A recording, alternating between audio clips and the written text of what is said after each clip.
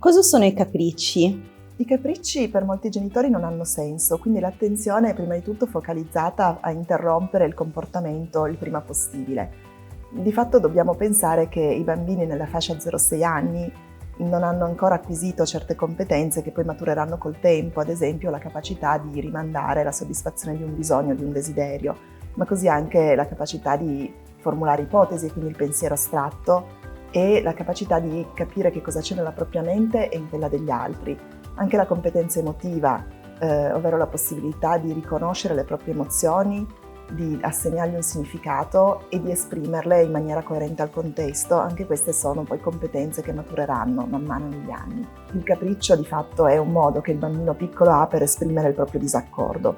Le emozioni che il bambino prova nel capriccio sono intense, sono autentiche, profonde. Un bambino piccolo può piangere disperatamente per rabbia, tristezza, frustrazione se si rompe un gioco o se una torre cade, una torre che ci ha messo tanto a costruire. Per noi adulti è una torre che possiamo ricostruire tra un po'. Per lui invece è una situazione realmente di difficile gestione emotiva, noi dobbiamo poterlo cogliere.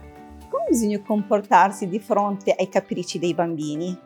Prima di tutto è importante la presenza, la disponibilità e la possibilità di sintonizzarsi, ovvero di stare insieme al bambino alla sua emozione in quel momento, anche se è faticoso, perché sicuramente il no del bambino può essere faticoso, però dobbiamo tener conto che è quel no che poi gli permetterà di dire di no e di esprimere quello che non gli va bene, poi anche dopo quando sarà con altri.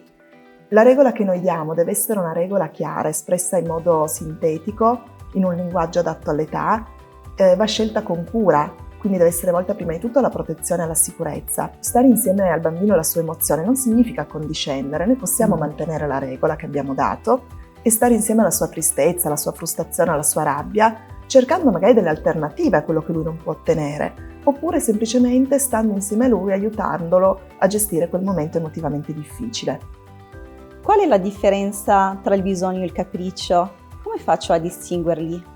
In effetti è una differenza difficile da cogliere, però è una differenza sostanziale, perché ci sono dei bisogni che sono veramente delle necessità autentiche. Se noi pensiamo alla paura della separazione, del distacco, il momento dell'addormentamento, sono situazioni molto delicate per un bambino. Quindi è vero che il comportamento è vestito da capriccio, però l'emozione che sta sotto è un'emozione autentica ed è una necessità reale, per cui bisogna, come dicevamo prima, stare in sintonizzazione e in ascolto.